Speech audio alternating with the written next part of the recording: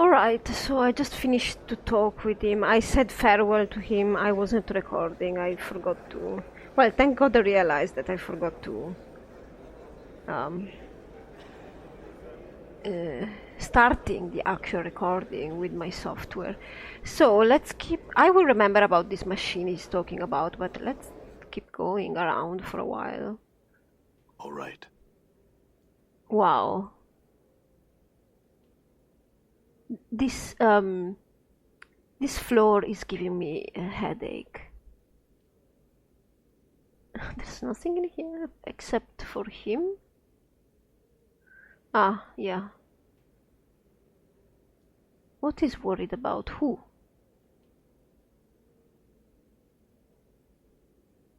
Well, I suppose they are gonna attack us if we try opening. Done.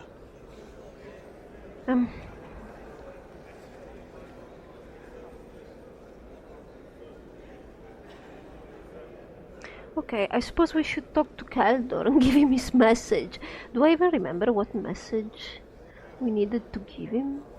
We see a sturdy man who looks like he's just bursting with vitality. His face is stunned and lined, and his black beard is beginning to show hints of white.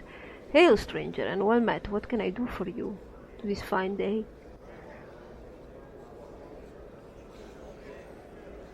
I have a message from Giltspur. A message, eh? He takes the note from you. Very well. You can tell him the message is delivered. Was there anything else you wanted? Who are you? He smiles broadly. My friend, I am Kaldor of Durian, one of the factotums of the Godsmen, and nominally in charge of this place while our true high-ups are gone. In conclave? Really? Something is being discussed? What about this place? This is the Great Foundry, home of the believers of this source, also known as the Godsmen. Here we make items that ship all over the plains. We are renowned in many worlds. Only the best work here. It's said that we've got a staff of smiths that rival those in Mount Clangedin itself. I've heard that. Somewhere. Yeah, I cannot place it. I know it's in Baldur's Gate, but I don't remember where this place is. Well, no matter itself. Personally, I don't think we're that good, but we are close. Really? Why am I asking if they can take additional work? Sadly, friend, we cannot. We're engaged in a long-term contract right now that's taking up most of our resources. Perhaps when we've finished. In a matter of years, he shrugs. My apologies. What about the people here? We've got a wide range of folks here, most of whom are the smiths and the workers who keep this place running. We've also got a pair of engineers who are doing some incredible things with the fabric of reality. Ask Neil Alexander about his dream builder someday. Okay. Tell me more about your faction. What do you want to know? What about the beliefs? We believe that the universe is a giant testing ground, a place where we prove ourselves through a series of tests. These tests continue throughout your life, throughout your many lives. Each step in each day may well be a test for you, and your reward in the next life depends on how well you learn your lessons in this life. We believe that a body learns from experience, and that experience extends through your lives, making you into something greater than just a single life. Yeah. So what's the point of it all? We're not entirely sure. After all, we haven't gotten to the end of it yet, have we? The best we can figure is that we muddle through our lives, seeking to find the answers that are right for us, and in the end, we move on to Godhood and beyond. What waits there is anybody's guess.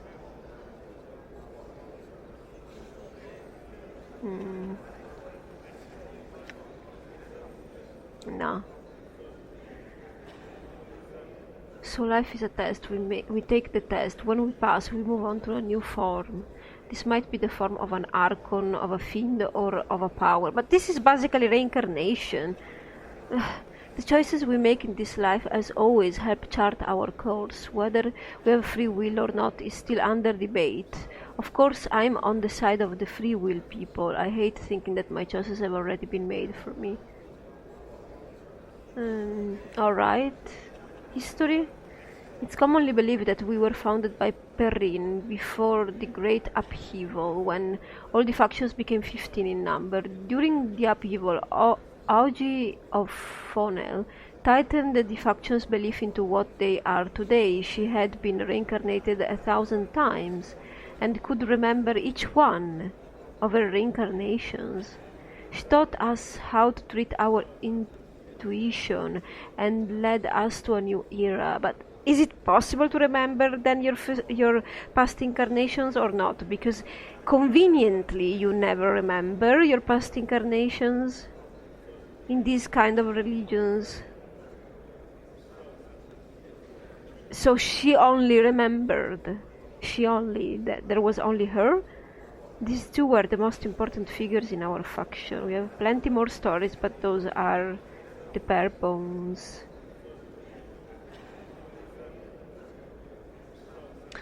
Who are the faction's enemies? We don't have enemies per se. Still, there are some who oppose our beliefs. The bleak cabal scoffs at the idea that we evolve towards something more perfect. I figure that if they don't think there's a point, they might as well get it over with, like the Dustmen ought to. The Dustmen think that life is an illusion, preparing for the big death. It's called true death. And our belief champions the cause of life. They promote death, we celebrate life. What could be more opposed? I don't know. What do you do?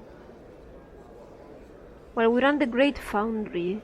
We also run Harbinger House, where we train folks who seem to be powers in training, bashers who've demonstrated some sort of special ability that sets them apart from normal mortals. Some say we do it because we want a power on our side, but the truth is we do it because we figure that's part of our tests as well.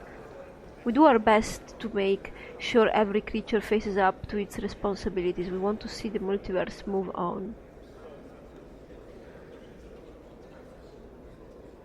Why are you named as you are? Why? That's a good question. Our real name is the Believers of the Source. Because we believe all life springs from a pure primal source, but because we believe that all creatures have the potential for godliness within them, it's only natural that our nickname would be the Godsmen.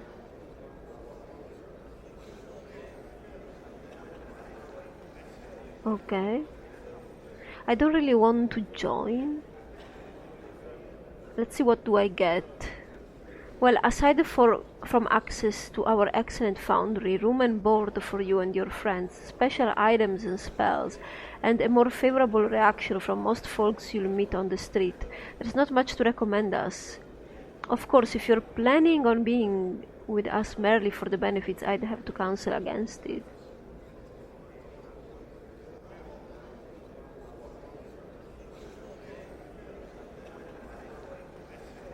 Yeah, I'd like to see the secret project if I could. Oh, yes, I'm sure they will let me. He's my friend. I can't give that to you until you prove yourself a friend of the Godsman. A friend or a faction mate? Faction mate. I don't know. Well, I think this is all we can explore around here. Because there are no other open doors for us around around this place, right? I'm just checking, and then we are going to check the dream machine. Dream machine? What did I say?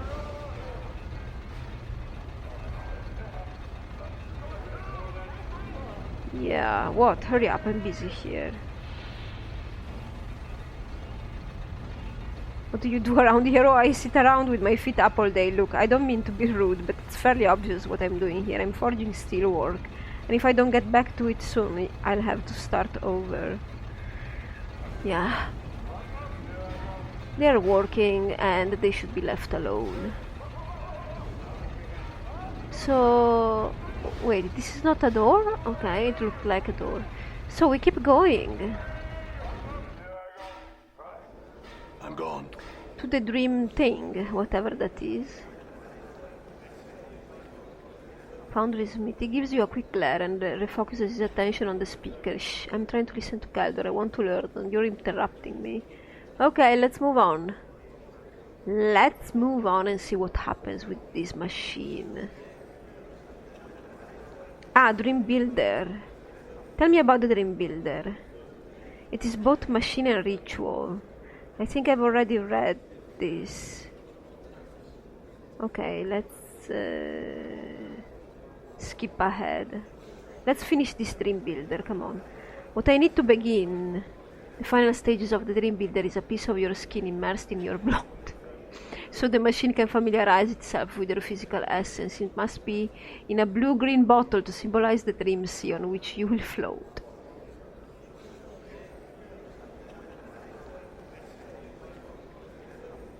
How do... Flesh blood bottle, right, I'll be back. How do I do that?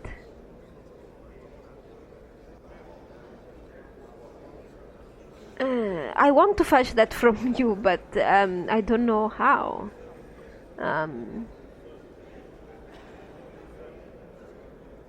we supposed to find the stuff around here?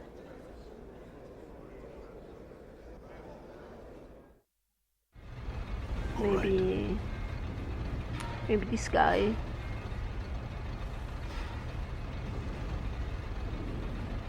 I'm here to pick up an item. Do you have a receipt? You read a receipt, or I can't give you anything. If you've got a receipt, give it to me. Otherwise, give it to me. Otherwise, I can't give you anything. Now go on. I'm sure I can be a busy man without being played by the passers-by. Well, sorry. Well, fetch a vial of skin and blood. Xander has asked me to fetch him a vial of my skin and blood for the final stages of the Dream Builder.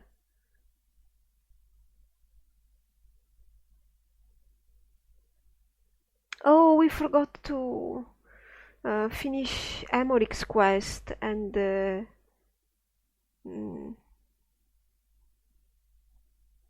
the other guy. Now we know that Farud's dead, so we might as well do that. This is the main door? Oh, okay, no, this is another door.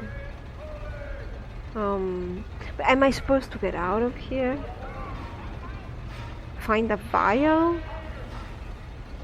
He's not a merchant, right? I can't just browse his inventory and be...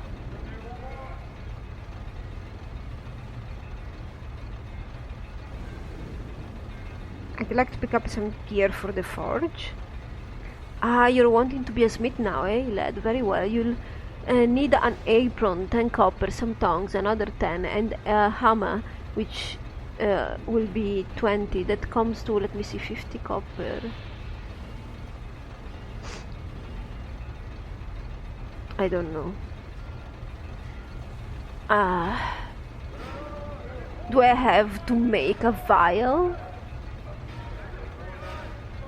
Because that's pretty unclear, and since it is unclear, I will be moving on. I don't really want to stay here thinking about that. Maybe the marketplace has vials.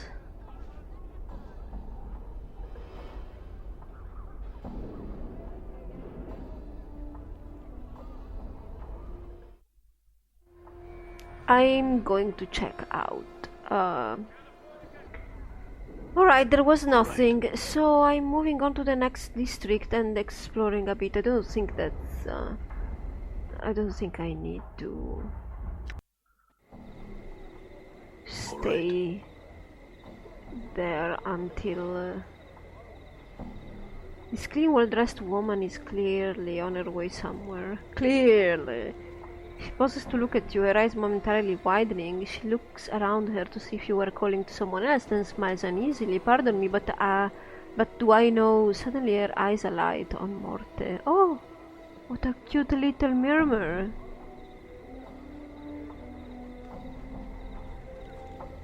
Isn't he? He likes to have the top of his skull scratched. Truly. She remains smiling but looks suspicious. Surely you jest, sir. This is only a murmur. What do you mean? Don't they all enjoy that? She shakes her head. No, none that I've seen. They're merely objects, aren't... Morte interrupts her. Well, you see, Chief, it's all about differences in the quality of your murmurs. Some, like me, are more enchanted than others. That's all. More, self-aware, it's the term. Okay, I see. The woman shrugs. That could certainly be.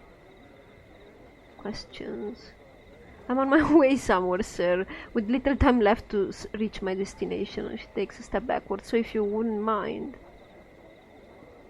Just one little question. Please, she bites her lip then. Not very well, sir, but ask with haste. Time is of the essence.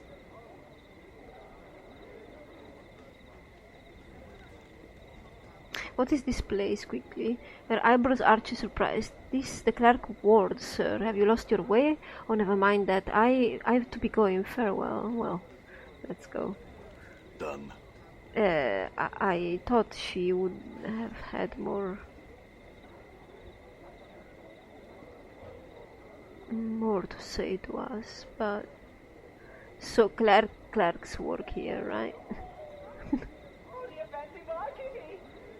Let's start socializing, I suppose, with the barkeep. The smiling man nods cheerfully at you as you approach. Welcome to my cafe, good sir. What might I serve you? Some wine, perhaps? I've never heard of wine being served at a cafe, really. Some questions, please. The man gives you a helpless sort of look. Humblest apologies, sir, but I make it a policy to serve drinks and nothing more. You shall have to look elsewhere for conversation, I'm afraid. Are you certain you wouldn't like a drink or some bread and cheese, perhaps? Nah. Actually, I would. You know what? I could have bread and cheese today. It's one of the simplest things ever, but it's also so good. Aye? Why not? I think we... Done. I think... Oh! We have somebody in here! I didn't even notice her! Poor thing, I was about to rob her. This beautiful seductively... sorry, attired lady is a far cry from those you saw in the hive. She smells of expensive perfumes, and the lines of her face are subtly accentuated with lightly painted lines of soft, warm colors. She smiles as you approach her and curtsies gracefully. Greetings, good sir, seeking to quench a last mistress Grace brother cannot satisfy, I hope? A what? A last mistress Grace...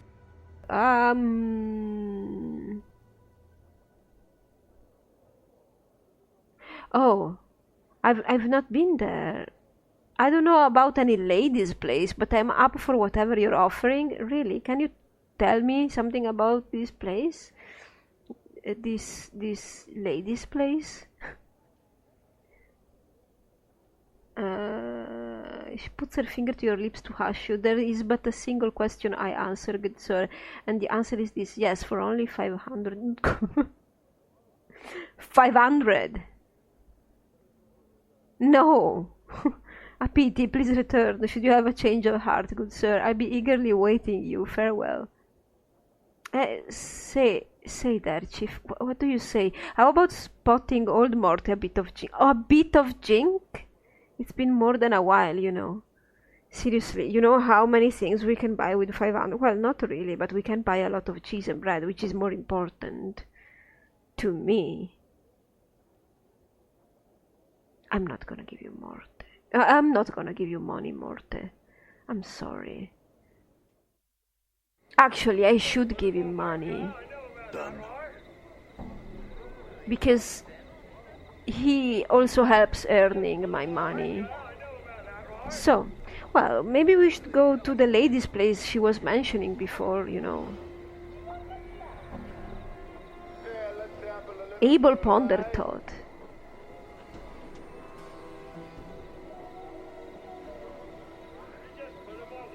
Maybe we should go to the proper places first and then... Who is here? Bootshiner! The young man smiles as you enter his stand, gesturing for you to sit down. Clean and wax your boots, sir. A wondrous shine for only 2 copper commons. Apparently we cannot accept. And a farewell to you, sir. Please return should you need your boots shined. That was very mean. Let's talk with the name of the people that are around here. It's night. So... This older man looks somewhat bookish. His clothing and accessories are extremely clean, neat and well cared for. And he often pauses to brush some fleck of dust or hint off of them, or lint off of them. A symbol resembling a stylized dagger piercing upwards through a flame is embroidered upon his tunic. Greetings. The man's eyes pass over you, gleaming as they fix on Morte. Oh, I say, would you look at that? A floating skull. Morte turns and looks behind him. Where? Where? Everybody seems to be interested in Morte here. I'm scared. The man gasps. By the unjust laws of Tourney, the merciless. Who? He suddenly covers his mouth and looks at Anna apologetically. Sorry, sorry. The man was a horrible tyrant, now long dead. His name should never be spoken so. It is rather vulgar. My deepest apologies, my lady. I did not mean to offend. What? Anna shrugs, rolling her eyes. Talk as you like, Cutter. I care not a whit for what you say, unless you're rattling your bone box about me, that is. He turns back to Morte. But behold, a skull, buoyant, levitating off the ground, cognitive of its environment, and possessing a hearing, speaking and seeing capabilities. He turns to you as if you are suddenly a confidant. This is truly one of the reasons that the plains shall never become dull to me, sir. Just when you think you have seen everything, the plains show you yet another corner to peer around, and he raises his hands gloriously. Suddenly whole new wondrous vistas are open to you. Actually, the talking floating skull thing is quite common, right up there with self-resurrecting amnesiacs scouring the Sirgil for their lost identities. Let's try. The man ignores you, looking to Morte instead. I say, skull, he begins. Morte gasps. Look behind you, another floating skull. The man seems to have forgotten you entirely, instead turning in shock to look for this other floating skull. No, where? Where? Right where I'm pointing, there. Where? I cannot see it. Morte speaks with mock exasperation. You just missed it. A whole parade of them. Probably never happen again in a million revolutions of the Great Ring.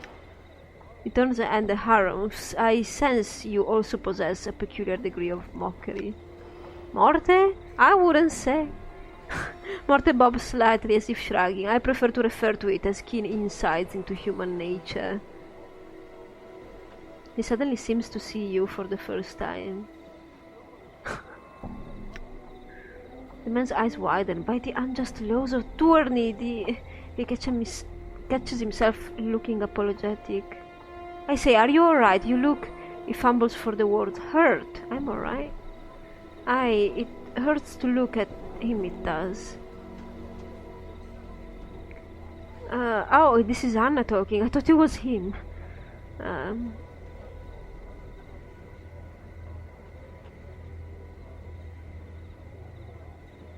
Yeah, you're very amusing, Anna. I don't care about her comment. I had some questions for you, sir. The man nods eagerly. Of course, I'm always most happy to answer what questions I can, young sir. What about you, then? Me? Certainly. Who are you? Why, my name is Abel Pondertot. What do you do? I passed my administrator exam just recently and I have achieved the status of an A9, a research consultant in the Hall of Records. One of the many aides specializing in sigils, physical laws, and history. Oh, that sounds so interesting. I research topics and laws of interest to others. It is quite fascinating, really. Research? Could you look something up for me? Updated my journal. I can most certainly try, sir. What is it you seek to know of?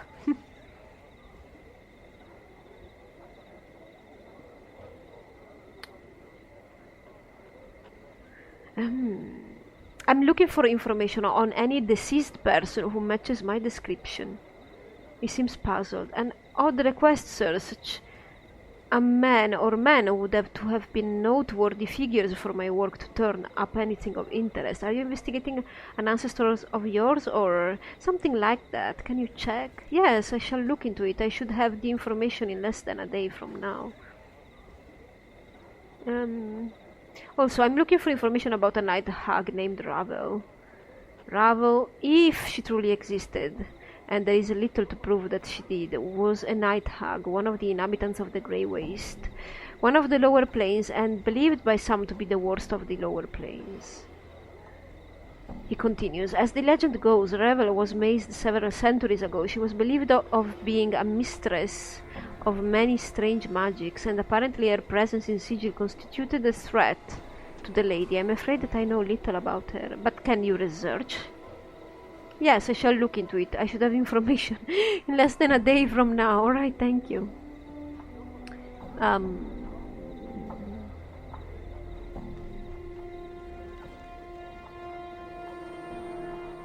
What's that symbol embroidered on your tunic mean? Why, it's the symbol of the Fraternity of Order. We are responsible for much of the lawmaking and running the courts here in Sigil. Many judges, advocates and clerks are members of our order, and we are pleased to be able to help enforce Sigil's laws and keep things orderly. We make a strident effort to learn all laws, whether they pertain to Sigil, the planes, or the multiverse itself. That's cool. I like that kind of stuff. Still, Fraternity of Order. I would think it would be more neutral. Like, when you... I have not studied law ever. I just like it. I like to read about law sometimes. In general. Fraternity of Order sounds like a bit... I don't know. Too much? I mean, laws should provide order, but they can always be overturned if they don't fit anymore, or if they are wrong, or if some new,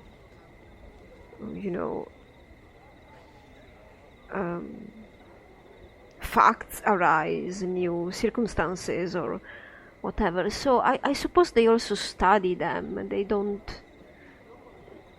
Probably because I read the word order, I thought, well, they might be mindless people. But maybe they're not. Maybe they actually discuss the order of order. So what do you guys believe then? Tell me. Updated my journal. The Fraternity of Order believes that the multiverse is governed by laws. When one knows all the laws, one will understand the multiverse. That is our goal. By understanding the laws, their limits, we learn to avoid certain laws. Yes, that's exactly it. But are those laws like laws of everything, or are they just, written by society laws? Or are you talking also about physics and I don't know, laws on the nature of the planes, such as the laws of magic and whatnot? What sort of benefits are in the position? Well, our fraternity allows us to read languages quite easily, and we may use some rules of the multiverse on occasion to suit our benefits. That sounds extremely intriguing.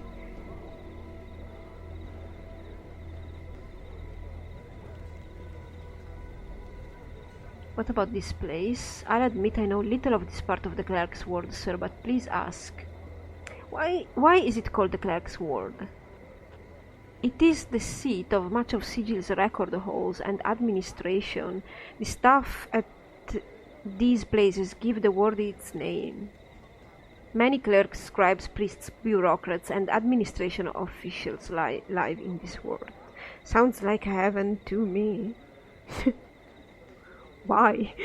I don't know why. Sounds like heaven to nameless one me, apparently. What's to see around here? There is one of the finest advocates in Sigil located here, the Civic Fest Hall, home of the Society of Sensation. It is also located nearby.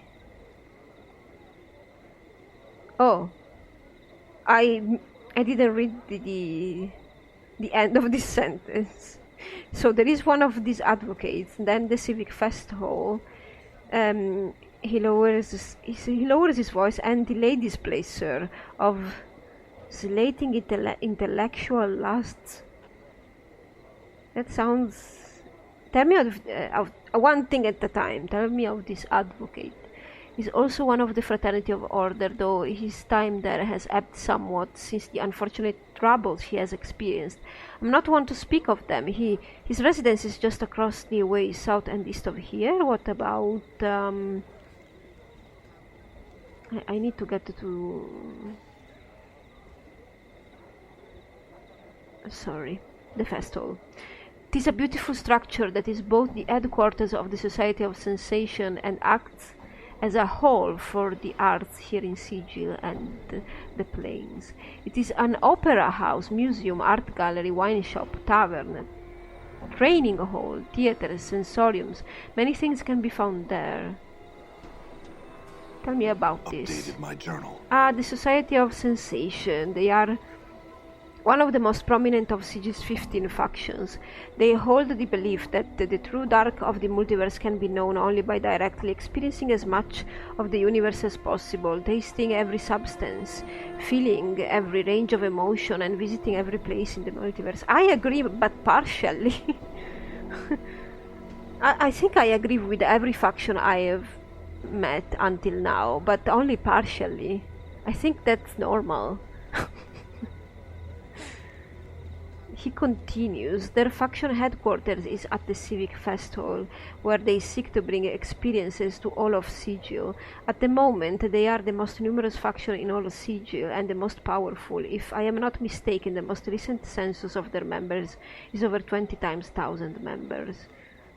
Well, it seems like it's also the easiest faction to comprehend. I don't know, I need to talk to them, but it seems like that kind of faction where everybody goes to, because it's simple and it leads to many possible things, because it's based on sensations. So anyone can apply there, except maybe logic people, like nameless one me probably is. Most people are feelers, so I see why they are the biggest faction.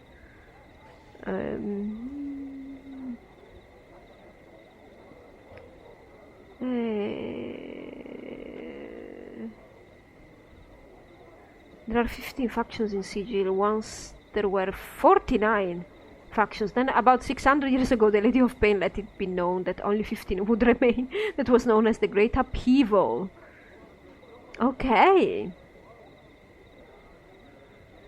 Because I wasn't understanding the Keldar, I don't remember his name, when he was talking about the upheaval. Now I'm understanding. And sure enough, in a fortnight, 34 of them perished or faded. Many thousands died by sword or by other means. Many were simply found dead. I myself am a member of the Fraternity of Order. Others include the Believers of the Source, the Tastmen, the Harmonium, the Mercy Killers, the Revolutionary League,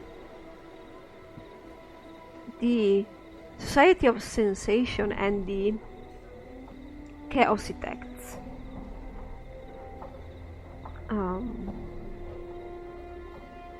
Oh my god.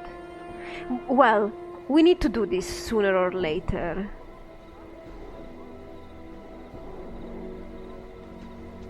Believers of the Source. The believers of the source or godsmen believe that every living thing in the multiverse has the potential to become a power.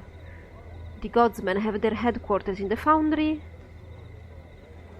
helped to keep peace in sigil in a number of matters. They have no desire to see any creature placed in the dead book before it has a chance to reach its potential. What about the Updated my Dustmen? journal. What can you tell me about the Dustmen?